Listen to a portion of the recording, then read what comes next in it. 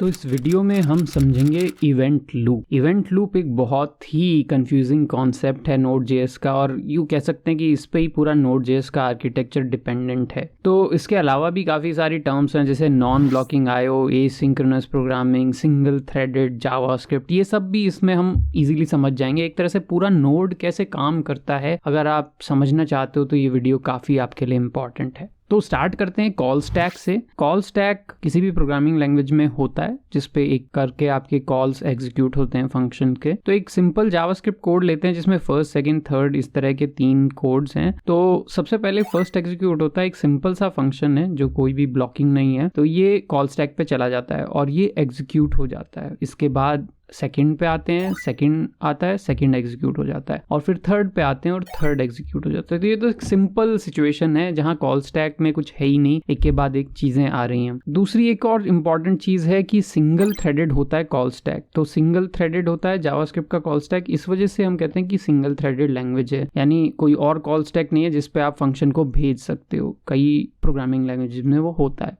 इससे क्या complex situation हम लेते हैं, यहाँ पे आप देख रहे हो फर्स्ट जो फंक्शन है उसकी डेफिनेशन के अंदर ही सेकंड और थर्ड का एग्जीक्यूशन है। तो सबसे पहले यहाँ जाते हैं, डेफिनेशन से तो कॉल होगा नहीं, तो यहाँ जब कॉल पे आप आओगे तो यहाँ पे फर्स्ट कॉल स्टैक में चला जाएगा। इसके बाद सेकंड पे आप आओगे तो सेकंड कॉल स्टैक में चला जाएगा। तो इस तरह से स्टैक जो डेटा स्ट्रक्चर आप जानते होंगे, एक के ऊपर एक कॉल्स आते रहते हैं जिस ऑर्डर में वो एग्जीक्यूट हो रहे हैं। अब सेकंड तो सिंपल सा एक फंक्शन है, तो ये एग्जीक्यूट हो जाएगा, तो ये खत्म हो जाएगा। उसके बाद आप थर्ड पे आएंगे, थर्ड स्टैक पे पुश होगा, वो एग्जीक्यूट हो जाएगा। और अब क्योंकि सब कुछ फिनिश हो गया है तो फर्स्ट के एंड में आ गए, तो फर्स्ट भी एक तरह से फिनिश हो जाएगा। तो इस तरह से स्टैक काम करता है। हम कोड में और अच्छे से समझेंगे, बट इस तरह से बेसिक स्टैक काम करता है। अब ब्लॉकिंग IO क्या है? ब्लॉकिंग IO मतलब इनपुट आउटपुट के ऐसे ऑपरेशन जो बड़े टास्क होते हैं। तो जैसे यहाँ मैंने सेकंड को एज्यूम किया है कि वो एक बड़ा टास्क है जैसे फाइल रीडिंग वगैरह, और वो थोड़ा टाइम लेने वाला है। तो क्या होगा ना, आप फर्स्ट पे जाते हो वैसे ही ऑर्डिनरी फर्स्ट पुश हो जाता है। अब उसके बाद सेकंड पे जाते हो तो सेकंड पुश हो जाता है। लेकिन ये एक IO टास्क है, काफी टाइम ले रहा है, तो काफी टाइम वेस्ट हो रहा है। और थर्ड है, ये पेंडिंग पड़ा है जबकि ये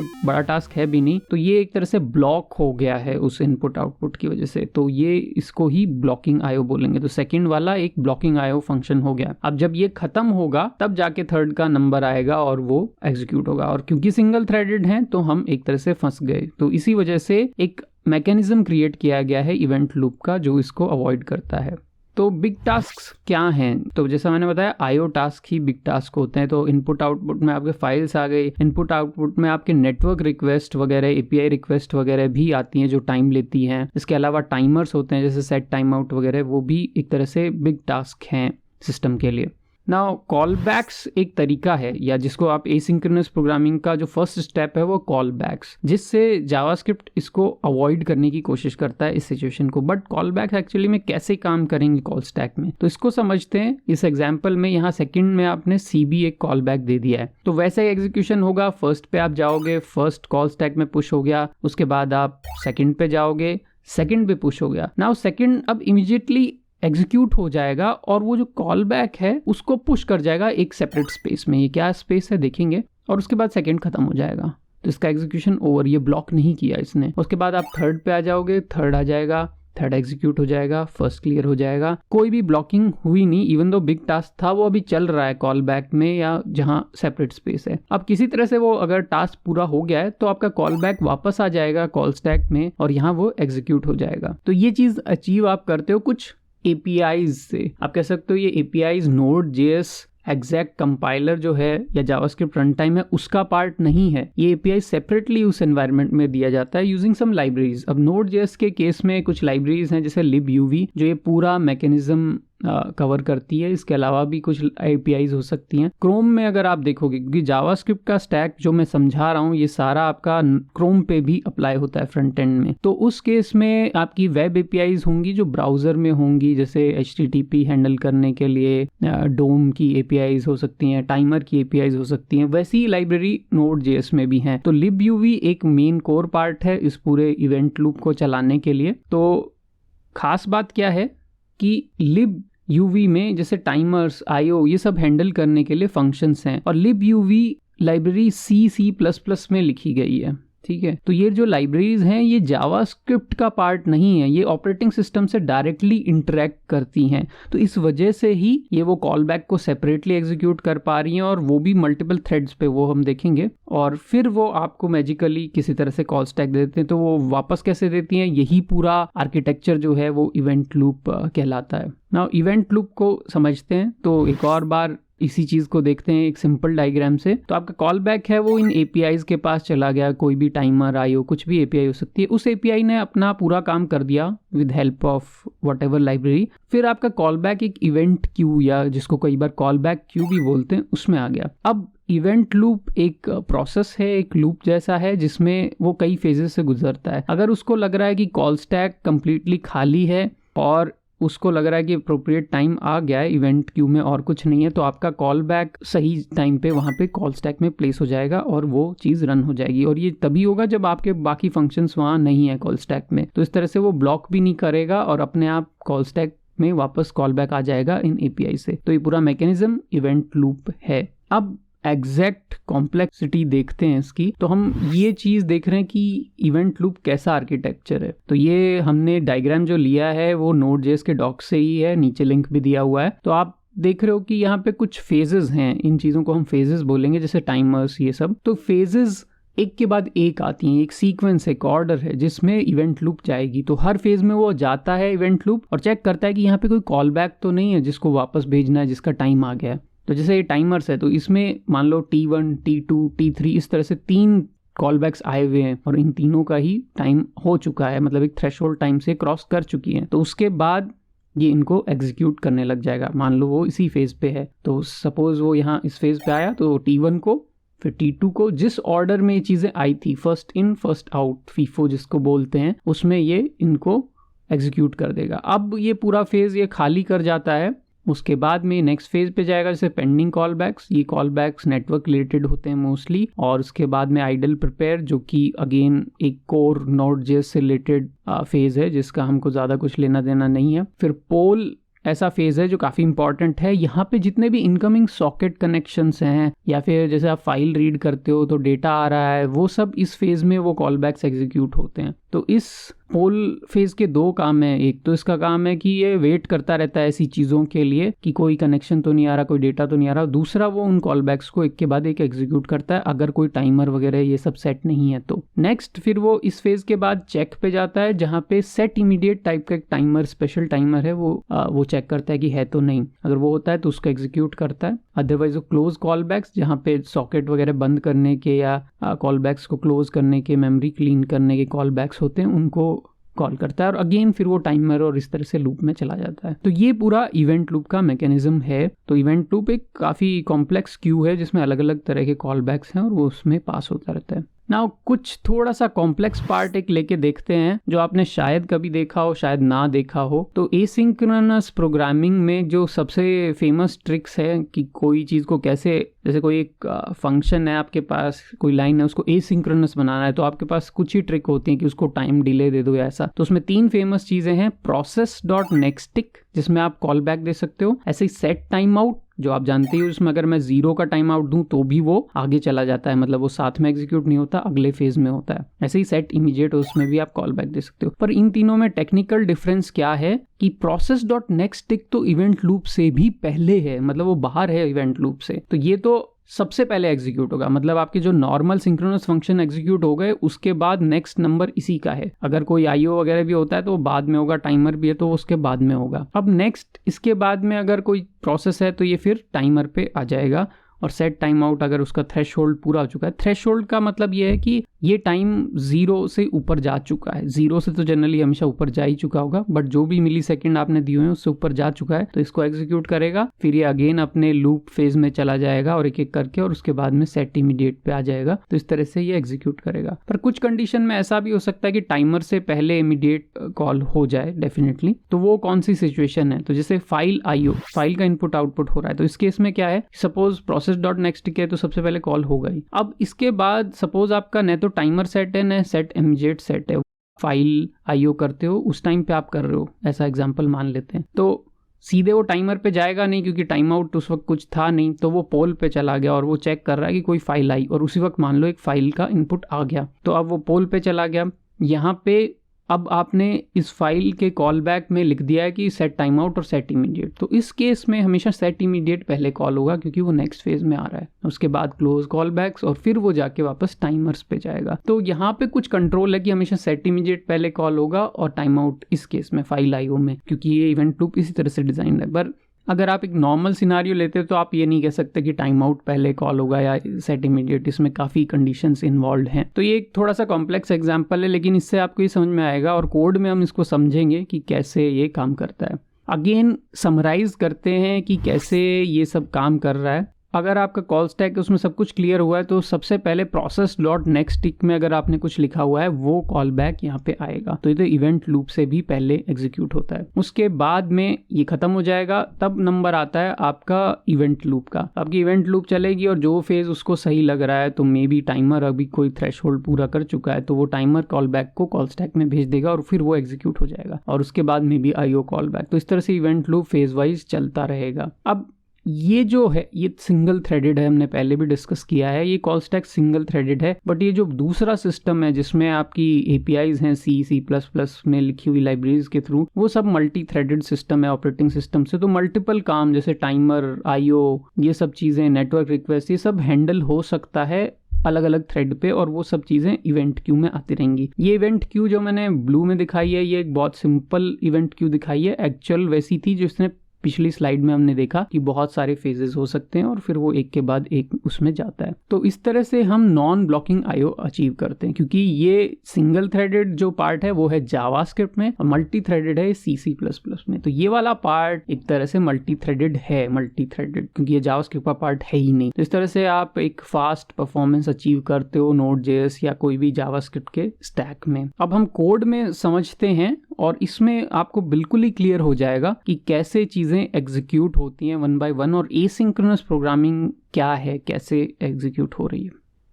तो यहाँ पे मेरे पास एक कोड है जिसमें मैंने फंक्शन फर्स्ट लिखा हुआ है, जिसमें एक कंसोल लॉग फर्स्ट प्रिंट होता है, सेकंड लिखा हुआ है जिसमें सिंपल एक सेकंड प्रिंट होता है, और एक थर्ड। तो 3 सिंपल से फंक्शन हैं जो हम रन करके देखेंगे।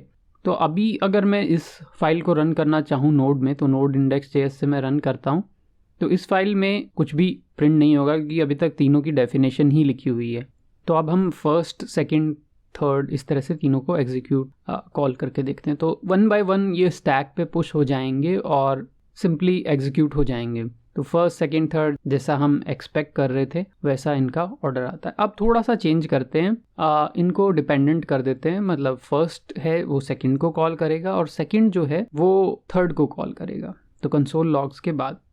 तो ऑर्डर तो वैसा सा ही है, तो अब केवल फर्स्ट कॉल करना पड़ेगा। तो इसमें जैसे मैं फर्स्ट को कॉल करूँगा तो उसमें सेकंड और थर्ड बाद में कॉल हो जाएंगे, लेकिन कॉल स्टैक थोड़ा इस वजह से चेंज हुआ होगा। तो एग्जीक्यूशन एक तरह से कॉल स्टैक में एक एक करके पहले चीज़ें आ रही थी, अब ऐसा हुआ होगा कि फर्स्ट ने सेकंड को लाया होगा, सेकंड ने थर्ड को लाया होगा, और फिर एक बार एग्जीक्यूशन चीज़ों का स्टार्ट हुआ होगा। तो इस चीज़ को अगर आपको समझना है तो console.log की तरह console.trace भी होता है। तो ये मैं थर्ड में पुट कर देता हूँ। तो यहाँ पे आप देख सकते हो कि इस वक्त आपका स्टैक ट्रेस कैसा दिखाई दे रहा है। तो अब आप देखो, तो यहाँ ट्रेस में फर्स्ट, सेकंड, थर्ड ये 3 आउटपुट तो दिख रहे हैं, उसके बाद में ट्रेस दिख रहा है।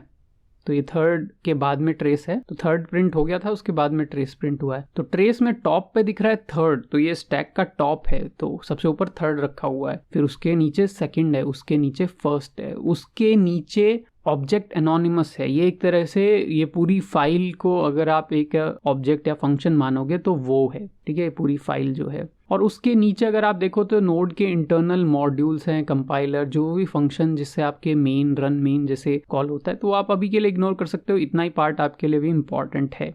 तो ये हमारा एक तरह से कॉल स्टैक है। तो कॉल स्टैक को कभी भी देखना हो तो console.log की तरह console.trace आप यूज कर सकते हो। अब इसको थोड़ा सा इंटरेस्टिंग करता हूँ मैं। मान लो ये पूरी फाइल को, यानी सारे फंक्शंस को मैं इनक्लोज करना चाहता हूँ और एनोनिमस नहीं रखना चाहता, तो मैं एक फंक्शन lib बनाता हूँ और उसके अंदर इन सबको एज ए इनर फंक्शन पास कर देता हूँ। तो काफ़ी सारी लाइब्रेरीज इसी तरह से अपने फंक्शंस को रखती हैं। तो वो एक तरीका है ताकि आप जान सको कि लाइब्रेरी के अंदर ही वो हैं, उनका स्कोप भी वहाँ तक बाउंड है।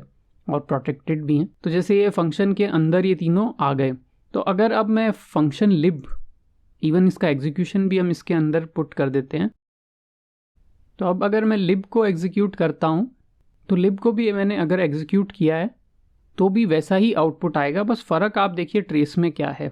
तो यहाँ आप देखोगे तो ट्रेस में थर्ड है, फिर सेकंड है, फिर फर्स्ट है, फिर लिब है, फिर एनोनिमस है। एनोनिमस तो हमेशा आएगा ही, पर लिब के अंदर ही इनक्लोज हो गए और आप क्लियरली बता सकते हो किस लाइब्रेरी से ये फंक्शंस कॉल हुए हैं। तो इस तरह से आप एक लेयर भी सेट कर सकते हो ताकि आपके नेम्ड फंक्शन आए ट्रेस में। अब इस चीज़ को मैं इमीडिएटली भी इन्वोक कर सकता था विदाउट राइटिंग लिब, तो इस तरह से आप फंक्शन को इमीडिएटली इन्वोक कर सकते हो। तो मैंने उसको ब्रेसेस के अंदर बंद किया और कॉल कर लिया। तो अब इसको रन करोगे तो बिल्कुल वैसा ही आउटपुट आएगा और ट्रेस भी वैसा ही आएगा, थर्ड, सेकंड, फर्स्ट, लिब। तो इस तरह से पूरा आउटपुट आपके पास आ जाएगा। अब इस चीज़ को इफ़ी बोलते हैं, इमीडिएटली इन्वोक फंक्शन एक्सप्रेशन। तो आपने एक फंक्शन को जैसे ही डिक्लेयर किया वैसे ही उसको एग्जीक्यूट भी कर दिया। तो ये भी एक चीज़ है, हम करते हैं। काफ़ी सारी लाइब्रेरी भी इस तरह से चीज़ों को एग्जीक्यूट करती हैं। अब थोड़ा एक्सपेरिमेंटेशन करते हैं, ट्रेस को हटाते हैं और कुछ एसिंक्रोनस प्रोग्रामिंग लेके आते हैं। तो मैं सेट टाइम आउट लिख रहा हूँ यहाँ पे, और सेट टाइम आउट में हम एक कॉल बैक पास करेंगे। तो इसमें कॉल बैक में मैंने एक कंसोल टाइमर दिया और 0 का टाइम आउट दिया है। तो अब रन करके देखते हैं। तो अब आप देखो आउटपुट क्या आया, फर्स्ट, फिर सेकेंड, फिर थर्ड, फिर टाइमर। तो वो एक्सपेक्टेड है, टाइमर हमेशा बाद में आता है। तो इससे ये भी क्लियर है, वैसे हमने अभी बाद में लिखा था, पहले लिख के देख लो चाहे, तो भी टाइमर बाद में ही आएगा। थर्ड से पहले लिखा हुआ है लेकिन फिर भी टाइमर बाद में ही आया। और भी ज़्यादा आप प्ले अराउंड करना चाहते हो, इसको कट करके एकदम शुरू में लिख दो जो फर्स्ट फंक्शन कॉल होता है, तो भी ये बाद में ही एग्जीक्यूट होगा। तो ये भी एक चीज़ है कि ये क्लियर करता है कॉल स्टैक किस तरह से काम कर रहा है, और हमारा इवेंट लूप चीज़ों को बाद में लेके आता है। तो timer even though 0 millisecond delay पे है, पर मैकेनिज्म आर्किटेक्चर के हिसाब से वो बाद में ही एग्जीक्यूट होगा। अब इसी तरह से कुछ और फंक्शंस भी हैं, जैसे प्रोसेस डॉट नेक्स्टिक है। तो प्रोसेस डॉट नेक्स्टिक भी काम करता है। अभी हमने देखा था अपने एग्जाम्पल में, कॉन्सेप्ट में, कि नेक्स्टिक सबसे पहले चलता है, इवन इवेंट लूप से भी पहले चलता है। तो ये तो सबसे पहले प्रिंट हो जाना चाहिए, सबसे पहले मतलब इवेंट लूप से पहले, इवन दो सिंक्रोनस फंक्शन तो उससे पहले चलेंगे ही। तो यहाँ पे मैं कंसोल लॉग टिक इसके अंदर प्रिंट कर रहा हूँ। तो अब इसको रन करते हैं। तो आप देखो इसमें आ रहा है फर्स्ट, सेकंड, थर्ड, फिर टिक, फिर टाइमर। तो टिक पहले आया, अभी लग रहा है कि ये लिखा हुआ ही पहले, उससे फ़र्क नहीं पड़ता। आप इसको कट करके एकदम लास्ट में थर्ड वाले में पुट कर दो तो भी वो वैसे ही एग्जीक्यूट होगा। तो आर्किटेक्चर वाइज टिक टाइमर से पहले ही एग्जीक्यूट होगा, क्योंकि टिक एक इवेंट लूप से भी पहले होने की चीज़ है। तो एसिंक्रोनस प्रोग्रामिंग में कोई भी चीज़ आपको इनिशियली कॉल नहीं करनी और बाद में उसको पुट करना है, तो नेक्स्ट टिक में आप उसको भेज सकते हो।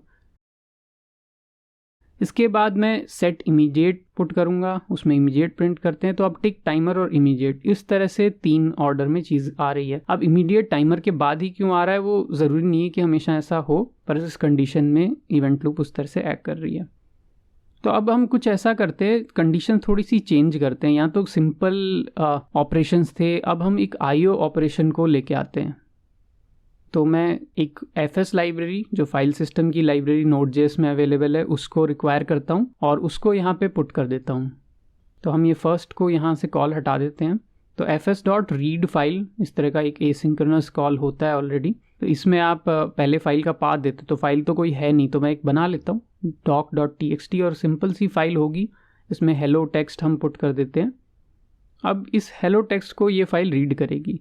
तो पहले तो इसकी लोकेशन, क्योंकि ये सेम डायरेक्टरी में है तो केवल फाइल का नाम लिखना ही काफ़ी होगा। तो ./.txt इस तरह से आप पाथ दे दो और फिर कॉल बैक दे दो जो उसके बाद चले, रीडिंग के बाद चलेगा। तो मैं फर्स्ट ही डाल देता हूँ, फर्स्ट जो ऊपर फंक्शन है वही मान लेते हैं कॉल बैक है, तो वो चलेगा इस रीड फाइल के बाद। तो फाइल रीड का आउटपुट मैं नहीं शो कर रहा, उससे हमको मतलब नहीं है। तो अभी ये ऑर्डर था फर्स्ट, सेकेंड, थर्ड, टिक, टाइमर, इमीडिएट। अब रन करते हैं तो first, second, third, immediate, timer. तो इमीडिएट और टाइमर की पोजीशंस चेंज हो गई। और ये हमने पहले कॉन्सेप्ट में भी देखा था कि अगर आप कुछ IO रीड कर रहे हो और उसके बाद में टाइमर और इमीडिएट आते हैं तो इमीडिएट पहले जाएगा, क्योंकि फेज वाइज वो पहले दिख रहा था। तो यहाँ से भी वो प्रूव होता है कि वो जो इवेंट लूप का आर्किटेक्चर हमने देखा है वो कुछ सेंस बनाता है, और कई बार ऐसी चीज़ों को हम समझ पाते हैं कौन पहले आया कौन बाद में आया। अब थोड़ा और प्ले अराउंड अगर आपको करना है तो आप टाइमर से कर सकते हो। तो ये प्रूव करने के लिए कि सारा फेज एक साथ ही रन करता है, मतलब जैसे हमने कहा था ना कि टाइमर में भी एक क्यू होती है, T1 T2 इस तरह से वो इवेंट एक के बाद एक जाएंगे। तो हम एक और तरह का टाइमर बना लेते हैं, एक और सेट टाइम आउट कहीं पुट कर देते हैं। तो कहाँ पुट करें, तो जैसे मैं यहाँ पे पुट करता हूँ थर्ड, जो कि बाद में IO से बाद में वो पूरा प्लेस है। तो अब यहाँ पे टाइमर मैंने पुट किया और इसको टाइमर 2 बोलते हैं, तो इसको भी रन करते हैं। तो ये भी टाइमर 2 उसी के साथ रन होगा। तो जब वो टाइमर फेज में जाएगा तभी ये रन होगा। तो एक साथ वो एग्जीक्यूट हो रहे हैं, पहले टाइमर फिर टाइमर 2 और फीफो, मतलब पहले वो आया था उसके बाद में ये आया, तो उस तरह से ये एग्जीक्यूट हो रहे हैं। तो टाइमर इमीडिएट में इतना ज़्यादा कन्फ्यूजन होना नहीं चाहिए। कई बार इनमें कंपटीशन होता है और हार्ड है कि कौन सा पहले रन होगा। जैसे अब मैंने इसमें 10 मिलीसेकंड का डिले दे दिया, वैसे ये तो वैसे ही बाद में हो रहा है, तो इसमें ना देके इसमें हम देते हैं। तो अब देखते हैं कि ये क्या फ़र्क पड़ता है। टाइमर 2 पहले आता है, तो अब आप रन करोगे तो अभी भी टाइमर पहले आ रहा है। तो उसका रीज़न ये है कि 10 मिलीसेकंड तो शायद फाइल को रीड करने के लिए ही लग गए होंगे। तो वो जो गैप था वो थ्रेशोल्ड क्रॉस हो गया था 10 मिलीसेकंड का। तो अब 100 दिया है तो टाइमर 2 ऊपर आया है। तो एग्जैक्ट कितने मिलीसेकंड में ऑपरेशन होगा हम नहीं बता सकते। तो ये चीज़ें थोड़ी सी ऐसी हैं कि इसमें आप सीक्वेंस नहीं बना पाओगे, तो उसके लिए आपको थोड़ा सा डिफरेंट प्रोग्रामिंग अप्रोच लेनी पड़ेगी। तो फिर भी आपको क्लियर हुआ होगा कि इन तीनों में क्या फंडा है। अब नेक्स्ट हम कंसोल ट्रेस करके देखते हैं इन तीनों का। अभी तक सिंपल फंक्शन का देखा था, अब इनका ट्रेस करके देखते हैं। तो आपको पता लगेगा कि इसमें नोड की वो लाइब्रेरी यूज़ ही नहीं हो रही।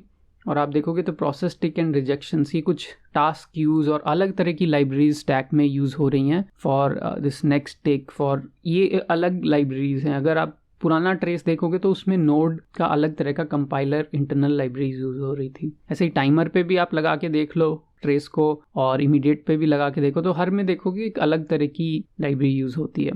तो यहाँ पहला ट्रेस है, इसमें प्रोसेस टिक रिजेक्शंस मेथड था। फिर यहाँ पे ऑन इमीडिएट है जो कि कहीं ना कहीं टाइमर्स लाइब्रेरी से ही रिलेटेड है, तो इंटरनल टाइमर से आ रहा है। फिर लास्ट ट्रेस में देखोगे तो ऑन टाइम आउट, ये भी टाइमर्स लाइब्रेरी से आ रहा है। तो ये टाइमर्स लाइब्रेरी एक अलग चीज़ है। तो वो आप स्टैक ट्रेस से पूरा देख सकते हो कि उस वक्त क्या है। पर इस ट्रेस में कहीं भी फर्स्ट सेकंड थर्ड नहीं है, क्योंकि वो तो जा चुके हैं ट्रेस से पहले। तो होपफुली इस पूरे वीडियो में आपको कुछ समझ में आया होगा इवेंट लूप के बारे में, कैसे जावास्क्रिप्ट में एसिंक्रोनस प्रोग्रामिंग एक्चुअली में होती है और क्यों कोई चीज़ बाद में आती है पहले आती है, कैसे उसको कंट्रोल कर सकते हैं। तो कॉल बैक एक तरीका है, उसके बाद में प्रोमिसेस, एसिंक अवेट, ये सब हैं, लेकिन मैकेनिज्म अंदर यही फॉलो होता है। वो कीवर्ड्स बदलते रहते हैं। तो अगर आपको लगता है कोई और कॉन्सेप्ट है जो आप अच्छे से समझना चाहते हैं तो उसके बारे में आप कमेंट कर सकते हैं और हम ट्राई करेंगे उसका एक वीडियो बनाने का।